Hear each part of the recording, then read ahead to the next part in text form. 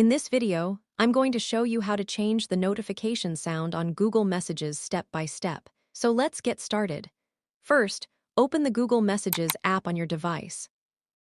Once the app opens, tap on your profile icon or the menu icon in the top right corner of the screen. From the menu that appears, select Message Settings. Next, tap on General, then go into Notifications. Now from the list of notification options, tap on Incoming Messages.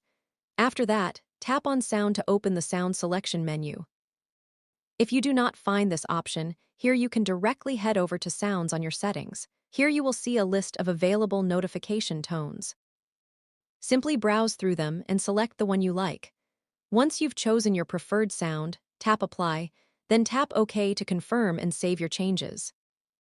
And that's it. You've successfully changed your notification sound on Google Messages. If this video helped you, don't forget to hit the like button and subscribe for more simple tips and tricks.